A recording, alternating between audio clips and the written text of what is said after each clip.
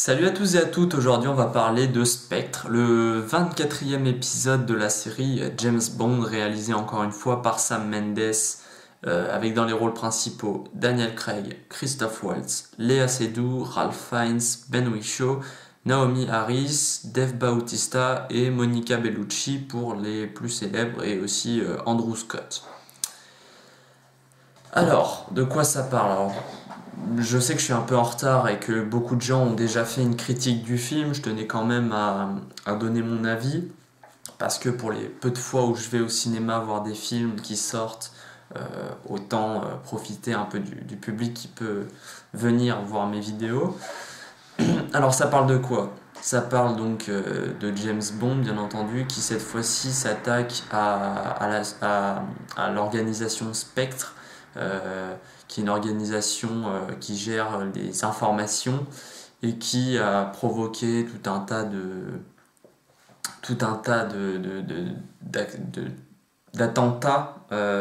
Donc ça va bien avec ce qui se passe en ce moment. Et donc James Bond se lance à la recherche du grand méchant de l'organisation. Donc voilà, un speech normal de film James Bond. Je vais revenir vite fait sur James Bond en général. Comme je l'ai dit dans une précédente vidéo, je voulais faire une vidéo sur GoldenEye que j'ai vu très récemment. Parce que finalement de James Bond je connais que GoldenEye. Le James Bond avec Alberi, je crois que c'est Meurt un autre jour. Celui de Lee Tamahori. Donc je sais plus si c'est Meurt un autre jour ou Demain ne meurt jamais. Je connais Casino Royale. Et je connais aussi Skyfall, bien entendu. GoldenEye, je l'ai dit. Et puis celui-ci. Et donc c'est Meurt un autre jour que je connais aussi. Donc comme vous pouvez le voir, je connais pas vraiment James Bond, j'ai pas vu Quantum of Solace non plus. Apparemment, c'est vraiment pas le meilleur. Donc déjà au niveau, on dit que les 4 de Craig se suivent, mais personnellement, voilà, ça n'a pas forcément vraiment besoin de. Ça reste quand même du James Bond, donc de l'opus un peu one shot quoi. J'aime pas James Bond réellement, je déteste pas non plus, alors ça dépend lesquels. GoldenEye, Meurt un autre jour, surtout Meurt un autre jour, c'est une catastrophe celui-là. GoldenEye aussi est vraiment pas terrible, c'est-à-dire que les deux je leur ai pas mis la moyenne, mais Meurt un autre jour encore pire, j'ai dû mettre 4 sur 20 à Meurt un autre jour. GoldenEye j'ai dû lui mettre 8, 9 à peu près. Casino Royale est pas mal, un peu dans le même acabit que Spectre, j'ai trouvé, même si ça fait un moment que je l'ai vu, donc je saurais pas vraiment dire ce que j'en pense. Les deux derniers que j'ai vus, c'est Meurt un autre jour et GoldenEye. Les autres, je les avais vus plus vers leur sortie, quoi. Skyfall, évidemment, je l'ai vu il y a quelques temps, ça doit bien faire 2 ans déjà. Donc Skyfall, pour moi, j'ai un souvenir d'un film qui vraiment tentait de donner une image plus moderne de James Bond tout en essayant d'éviter un peu les clichés que la saga avait su créer. Et justement, malheureusement, j'ai trouvé que justement c'était un retour un peu dans. Alors pour certains, ça sera un retour aux sources, voilà. Mais si je pouvais le dire de façon plus négative, ça sera plutôt un retour au cliché pour moi. On retrouve, alors il me semble pas que dans Skyfall il y avait une. Enfin, c'était pas autant appuyé James Bond, quoi. On n'avait pas trop. C'était pas trop appuyé sur le James Bond girl. Il n'y avait pas les gadgets de partout, bien que dans celui-là, j'ai pas vraiment regretté les gadgets, ils sont plutôt assez sympas dans l'ensemble. Donc en gros, je vais voir Spectre parce que le film m'attire pas vraiment parce que je suis un fan de James Bond. C'est plus Sam Mendes et Daniel Craig qui m'ont donné envie d'aller voir ce film finalement. Donc c'est retour à un personnage plutôt cliché et j'ai trouvé ça dommage parce que vraiment, après Skyfall qui était vraiment un renouveau de la saga, ils ont voulu refaire un retour aux sources qui pour moi ne m'intéresse pas du tout, mais d'un autre côté je puisse comprendre que les fans de James Bond soient contents. On a un retour du grand méchant, on a un retour d'une James Bond girl qui suit le parcours durant tout le film qui est pas. Encore ça va par rapport à Meurt un autre jour où on a Alberi qui est là vraiment juste pour être dans le film, pour être là James Bond girl, on s'en fout d'Alberi dans le film. Là c'est un peu mieux, elle a plus d'intérêt dans l'histoire, mais je suis vraiment pas fan de ce truc James Bond girl, quoi, tout simplement. Après, bien entendu, on a Daniel Craig évidemment, qui pour moi, alors pour ma génération, c'est vrai que James Bond c'est Daniel Craig, évidemment. Pour les autres, ça sera plutôt Sean Connery. C'est pas Pierce Brosnan. Pour moi, James Bond, c'est vraiment pas Pierce Brosnan. C'est vraiment les pires James Bond pour moi. Après, comme je vous l'ai dit, j'ai pas vu les films avec Sean Connery et tout ça, donc je peux pas vraiment juger. Mais pour moi, Pierce Brosnan, c'est pas trop ça. Daniel Craig, vraiment, il a la carrure de jouer James Bond. Vraiment, le rôle était fait pour lui. C'était vraiment lui qui devait le jouer. Un personnage à la fois classe, mystérieux. À qui justement on avait donné un petit peu un passé dans Skyfall. Ici on a un peu de ça, mais c'est vraiment très très court. Enfin, on a juste. Ouais, c'est pas vraiment très appuyé dans cet épisode là.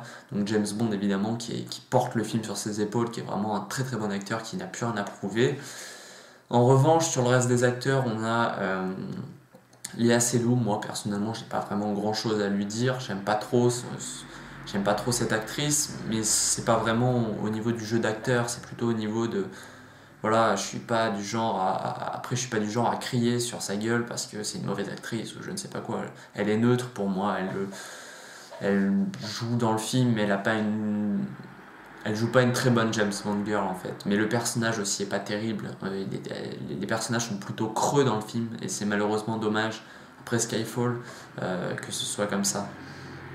Je regretterais aussi pour Monica Bellucci, bon, qui fait un petit. Je pensais qu'elle serait vraiment importante dans le film, et vraiment pas du tout en fait. Elle reste 5 minutes dans le film, un truc comme ça. Donc, personnage pas très mis en valeur non plus. Et puis, la plus grosse déception pour moi au niveau de l'acteur même déjà, et au niveau aussi du personnage, c'est le personnage de Obenauer, un truc comme ça. Je suis désolé, je connais vraiment pas James Bond, donc le personnage de Christoph Waltz. Le personnage n'apparaît qu'à la fin pour un combat qui est pas. Il n'y a aucune tension sur le combat, c'est pas. Le personnage est mal. Est pas terrible et mal mis en valeur. Christophe Waltz donne une prestation loin des grands trucs qu'il a pu faire avec Tarantino, avec Terry Gilliam. On est loin de tout ça, c'est vraiment pas terrible son personnage. Grosse déception pour moi parce que j'avais cru comprendre justement que c'était le retour d'un des méchants mythiques de la saga James Bond. Donc je me suis dit, ça va vraiment être bien, quoi. Ça va vraiment être un affrontement au sommet, vraiment. Ouais, non, c'est vraiment un truc. Oula, excusez-moi. Excusez-moi. C'est vraiment un combat pas terrible du tout. Et non, le méchant, je lui ai trouvé pas vraiment de grand intérêt. Il est juste là pour dire qu'il y a quelqu'un au-dessus, un cerveau qui gérait tout ça depuis le début. Et puis. Euh, et voilà, j'ai trouvé pas. Après, j'ai pas reproché au film. Il y a beaucoup de gens qui ont reproché au film qu'il y ait quelque chose qui se soit rajouté, comme quoi en fait il y avait quelqu'un qui manipulait depuis le début. Moi, ça m'a pas gêné ça, parce que personnellement, je suis pas un fan inconditionnel, ou j'ai trouvé ça pas trop mal amené finalement. Mais par contre, j'ai trouvé le méchant en lui-même, sa prestation, ça donne pas de.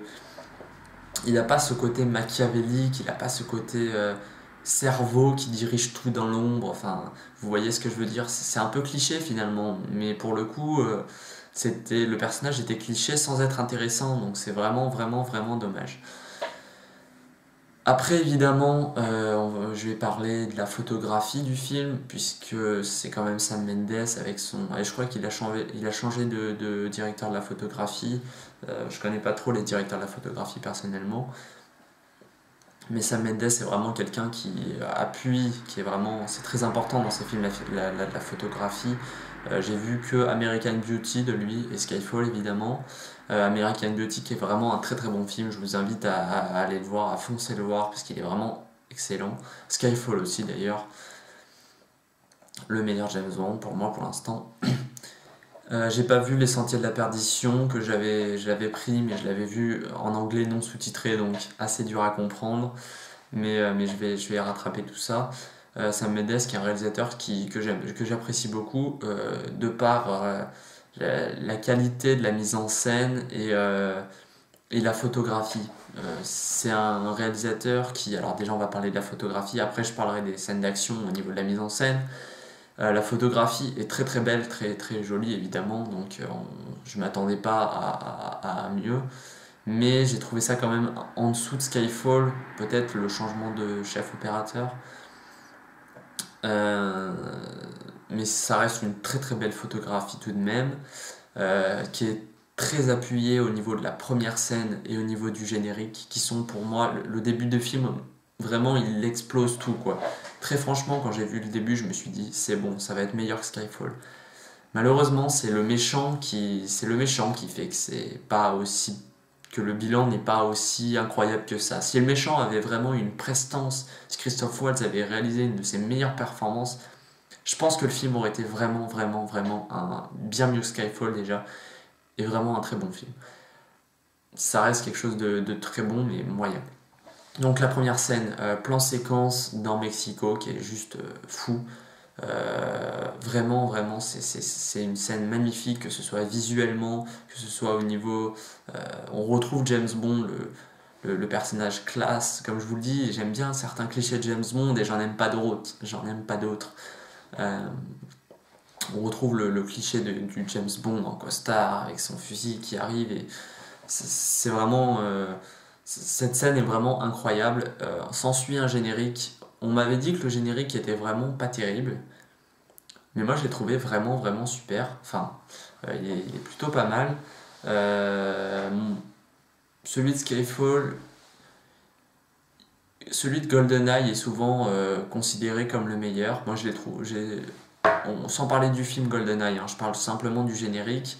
Le générique de GoldenEye est sympathique, même s'il tombe un peu dans le cliché, je trouve, mais c'est un peu le principe du générique de James Bond, c'est faire quelque chose de visuel qui n'a pas forcément beaucoup de sens, donc les clichés avec les marteaux, les étoiles soviétiques, tout ça.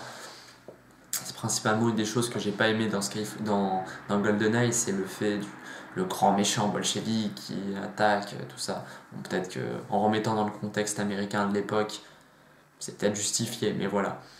Donc vraiment un très très bon générique, moi j'ai trouvé, la musique est assez sympathique. Moi j'aime pas Adele, donc Skyfall, j'ai bien aimé au niveau du visuel, mais j'ai pas tant aimé que ça au niveau de la musique parce que j'aime pas trop Adele quoi tout simplement. Mais là la musique est sympa, je me rappelle plus qui c'est qui chante, je connais pas trop, enfin niveau musical je suis assez renfermé sur le rap, donc je connais pas vraiment grand chose musicalement. Mais c'est un très très bon générique, très beau visuellement, avec une espèce de pieuvre. On m'avait dit que le film serait sûrement censuré au Japon.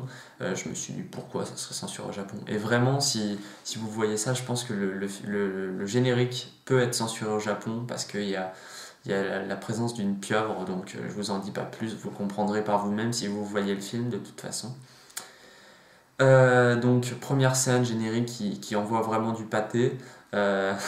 Pour dire comme ça. C'est après que ça devient un peu moins intéressant, c'est-à-dire que l'intrigue finalement est assez banale. Par rapport à Skyfall, qui avait un scénario plutôt fourni, qui avait une intrigue vraiment très intéressante, c'est vrai que le scénario ensuite est un peu moins intéressant qu'un Skyfall par exemple. Mais quand même, le film reste bon de par les scènes d'action qui sont mises en scène par Sam Mendes de façon incroyable. Autant je comprends qu'on puisse ne pas aimer les scènes de course-poursuite dans certains films, mais là c'est vraiment la course-poursuite de voiture dans Rome entre James Bond et Dave Bautista est superbe, vraiment superbe, teinté un peu d'humour. On m'avait dit que l'humour était un peu lourd, un peu qui cassait un peu l'ambiance. Moi j'ai trouvé que l'humour était assez sympathique sans trop être lourd, très court quoi. Voilà, l'humour est vraiment mis avec parcimonie. Mais cette scène d'action en particulier, les deux meilleures scènes d'action pour moi sont celle-ci, la course-poursuite dans Rome, qui est vraiment incroyablement bien filmée, avec de belles bagnoles, donc un peu cliché encore une fois, mais vraiment très sympathique à voir. Et encore une fois, je vais revenir sur la première scène d'action, une fois que le bâtiment explose. Et là, c'est aussi une très très belle scène d'action que nous livre Sam Mendes à Mexico.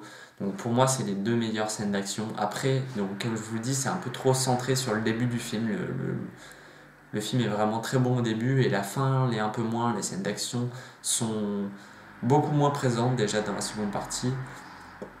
Il y en aurait une à la toute fin, mais que j'ai pas trouvé incroyable, tout simplement. Mais ça reste des scènes d'action très sympathiques, sans être totalement ouf, quoi, tout simplement. Un autre point fort du film, c'est que, bon, alors ça on a l'habitude dans les James Bond, mais ça dépend lesquels. Moi j'ai trouvé que GoldenEye, c'était la vision la plus cliché du monde, de la Russie, quoi, tout simplement. Ici, on nous montre des décors tous plus divers les uns que les autres, tous plus sublimes les uns que les autres. Encore une fois, la photographie appuie vraiment cette idée. Que ce soit Mexico, Rome, l'Autriche, Tokyo rapidement. Bon, Tokyo, c'est juste des bureaux, donc pas très intéressant. Londres, ça se passe très peu à Londres, mais on a quelques très beaux plans de la ville. Enfin, tout ça, voilà. On a vraiment des décors sublimes dans le film. Et je voulais souligner cette idée. Je vais parler aussi des personnages vite fait, un peu les personnages mythiques de la série. Le méchant, je vais attendre un peu, je vais garder vraiment pour la fin le méchant. On retrouve donc Q, Ben Whishaw, Ralph Fiennes en M, Moneypenny, Naomi Harris. C'est vrai que Judi Dench manque au film. J'ai beau ne pas aimer les GoldenEye, j'ai beau ne pas aimer GoldenEye ou Demain ne meurt jamais, c'est vrai qu'elle avait une prestance. Enfin, attendez, elle est pas dans GoldenEye? Si, elle est dans GoldenEye. Je me suis embrouillé là. Si, elle est dans GoldenEye quand même. Mettez-moi dans les commentaires parce que là je suis un peu paumé. Je me souviens plus si elle joue dans GoldenEye, Judi Dench. C'est vrai que Judi Dench, évidemment scénaristiquement elle est morte, donc on ne pouvait pas la faire ressusciter. Mais, mais vraiment, j'ai beau adorer Ralph Fiennes et sa prestation a beau être vraiment plutôt bonne, c'est pas M. Judi Dench quoi. Cette prestation, enfin voilà, le personnage de Judi Dench est mythique et je trouve que Ralph Fiennes, bien qu'il arrive quand même à faire une prestation très, très bonne du personnage, il est en dessous tout de même. Q, le retour de Q avec des gadgets un petit peu. Les gadgets m'ont pas gêné parce que j'ai beau ne pas aimer les gadgets dans les James Bond de type GoldenEye ou Demain ne meurt jamais. Les gadgets ici présents sont plutôt, on va dire, sobres, pas vraiment extravagants, totalement extravagants. Ce sont des trucs qui limite pourraient être créés de nos jours, quoi, tout simplement. Donc on y croit, donc ça fait pas too much, ça fait pas le gadget qui va servir seulement dans une scène particulière où, comme par hasard, il va être bloqué et d'un coup il va sortir son truc. Donc voilà. Au niveau des gadgets, moi j'ai pas plus à dire. Moneypenny, Naomi Harris, bon voilà, une bonne actrice. Moi je suis pas je suis pas assez fan de la série pour comparer avec les autres Moneypenny, mais prestation tout à fait correcte. Maintenant on va attaquer vraiment pour moi le gros point faible de ce film, le méchant, joué par Christophe Waltz. J'ai beau adorer cet acteur vraiment, que ce soit dans Django, Inglourious Basterds, je l'ai vu dans d'autres films mais je les ai pas en tête ici. Je l'ai beau l'adorer cet acteur, il n'a pas livré une prestation vraiment incroyable. Comparé à Javier Bardem, qui est justement un acteur que je n'aime pas trop, il a tendance un peu à me saouler, je trouve. C'est physique, hein, simplement, mais Javier Bardem avait, et surtout pour moi, le méchant le plus mythique que j'ai pu connaître dans les films, ça restera le chiffre, Mads Mikkelsen, vraiment le meilleur méchant. Et malheureusement, Christophe Waltz, qui pourtant est un acteur incroyable, ne réussit pas à faire une prestation assez forte pour relever le film, quoi. C'est vraiment ça qui manque, je pense. C'est le plus gros point faible de ce film, tout simplement. Que ce soit au niveau du travail du personnage et que ce soit aussi au niveau de la prestation de Christophe Waltz.